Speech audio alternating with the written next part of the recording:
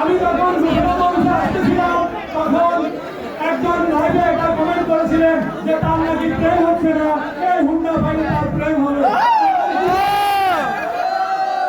তাহলে এটা বোঝার কোনো অবকাশ নেই আমাদের প্রথম পুরস্কার বিজয়ী কোনো একজন লেডিস। এবার কুপন নাম্বার, আমি কুপন নাম্বার ডিক্লেয়ার করছি 13729।